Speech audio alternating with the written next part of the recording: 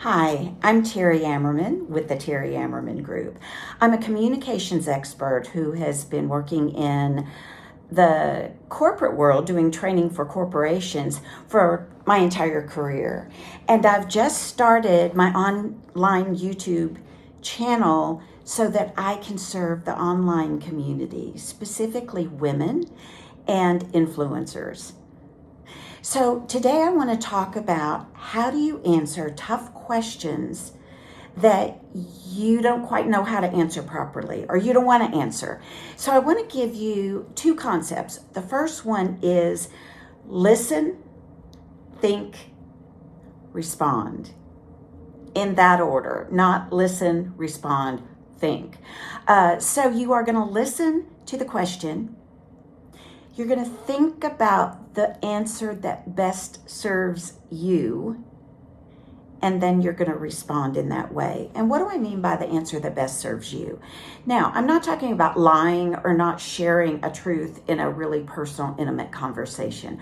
What I'm really talking about here is when you are on a group coaching call or you're in a group session. For example, when I was in Hawaii, with Mina Irfan, she had a group of 8 women in front of her. When she was in Miami, she had a group of over 30 women in front of her. So when you're open in a situation like that, you're going to get questions that might take you down a rabbit hole and you don't want to answer them. And what I mean by that is something that might be a little bit attacking, even something that goes into a story that the person is sharing that goes long and drawn out, and other different things that create a sense of drain on the group. So one of the important things for you to appreciate and realize is, and this is what we teach when we teach presentations training, is that you are responsible for your audience in the Q&A just as much as you are in the presentation.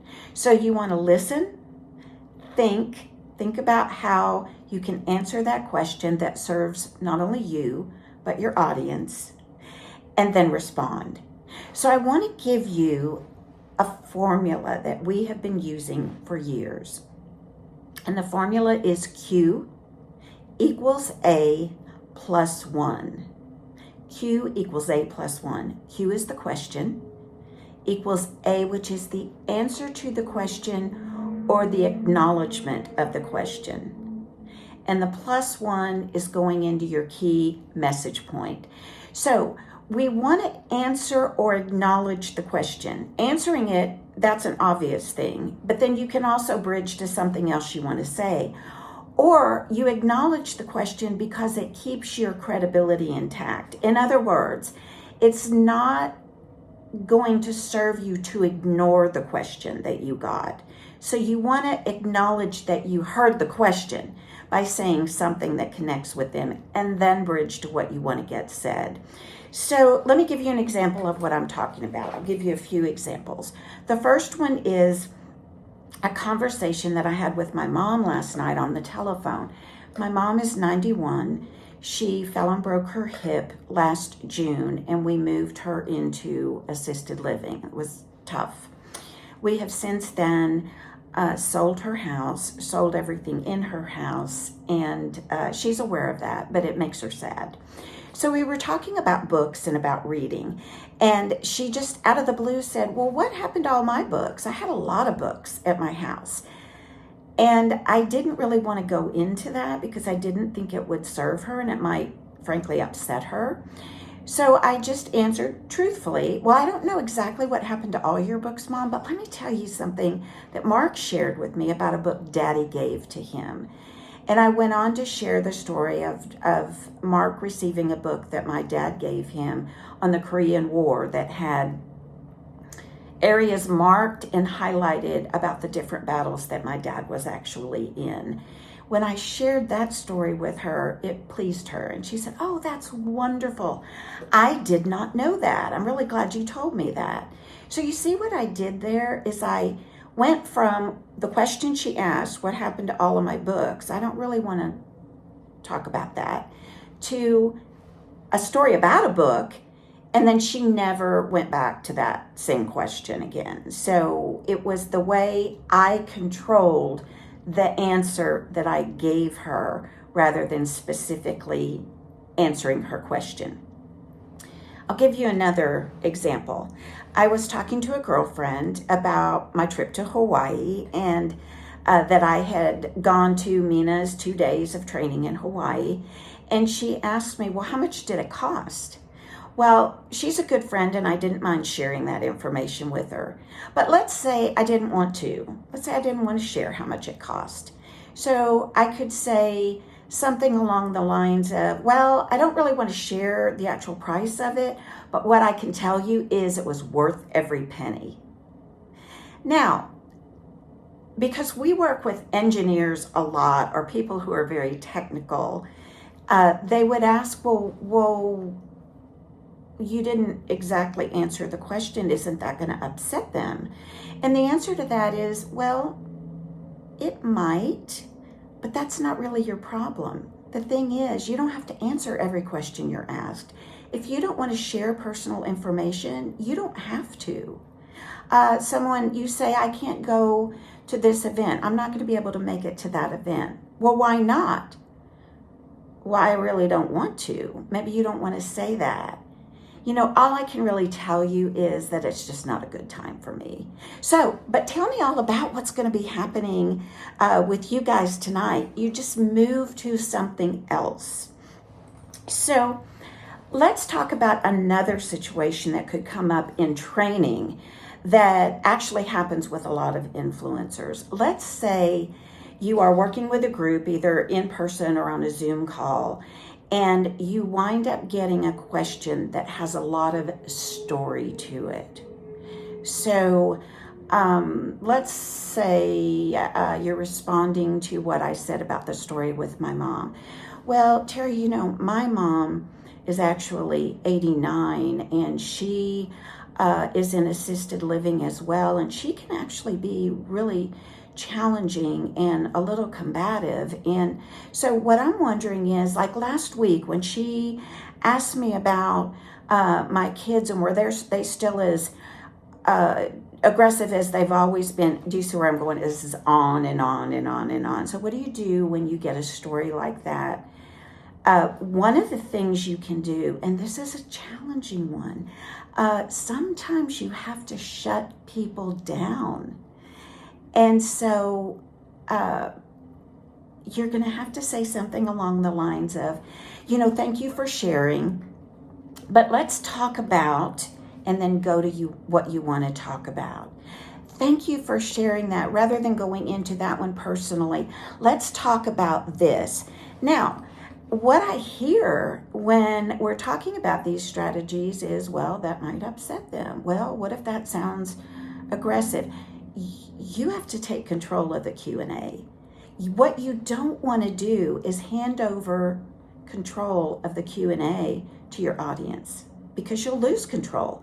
And it is your responsibility to keep your audience engaged and give them good, important information. So when someone goes into a story, you may want to help them, but that's actually a private coaching session. And you can say something like, well, that's a little more of a private coaching situation. Let me take one thing you said and let's go back to, so how do you handle combative people? So you are looking for ways to bring it back to what you can talk about that's going to serve the group, not just serve that one person. One of the things that I hear from influencers in the online community, of course, when you're bringing in the public, the general public, you're going to get all kinds of people, and they aren't always respectful of your time or your information. And it may be because they're rude and aggressive, or it may be because they just don't know better. They just really don't realize that they're trying to get private coaching from you in a group session. They don't know how the game is played yet. So it's your responsibility to make sure that you're taking control of that Q&A. So let me give you another example. This actually was a situation that that happened with an influencer. And this dates back to when the presidential race happened. And she is a fashion influencer. She's phenomenal. And in her Instagram account, she made a comment about Kamala Harris becoming the vice president. And it was just, yay, we have a woman in the vice president's office. Well, she got pushback on that, and actually what I considered a rather rude comment, which was, we don't need to hear your political views. You should stick to fashion. And so I'm not really going to go into how do you handle that in Instagram. You may choose to just ignore it. In fact, I think I would do that. But let's say you're on a group coaching or a Zoom call, and you're talking about fashion, and somebody asks a question and says, well, I get it what you're saying about how important the basics are in your wardrobe, but what I want to ask you is, are you going to start sharing your political beliefs? Because I know you shared that on Instagram, and I didn't really like that or feel comfortable with that. That question came right out of left field. It's not relevant to what you're talking about. So how do you handle that? Listen, think, respond. So you might say something as brief as, thank you for sharing that comment. Thank you for sharing your views. Let's get back to how important the basics are in your wardrobe, and you just keep talking. Thank you for sharing that. Or you can say, let's really not get into that today. What I'm here to talk about is this. If you get pushback again, well, I really want to talk about that. You may have to be firm. That's not the topic we're discussing right now. I want to get back to what everyone in the group really wants to hear about, which is how you buy high-end basics and make them an important part of your wardrobe. I think what's most important here is I am giving you permission to handle these questions in a way that may be a little bit abrupt, maybe a little bit assertive, and it's okay to do that. It's okay to step on toes a little bit for the good of the group and to protect your own energy. Okay, so let me recap this by saying, again, protect your energy, protect the group, and make sure that your answers are part of the entire presentation and the Zoom call or the group or the intensive, whatever it is that you're working on. It's important that your answers not get into a specific dialogue with someone when that dialogue is not going to be relevant to the rest of the group, because they may not want to hear that. And if you go into a 5-minute personal discussion with someone, you may lose the rest of your group because they're really not that interested in that. So it is your responsibility in those situations to maintain the energy that you've brought to this event and not let that drag or drop during the Q&A portion of this. I hope that helps you. I'm excited about sharing so many of the tips I've learned along the way. If you like this, please give me a thumbs up and please subscribe. Have a great day.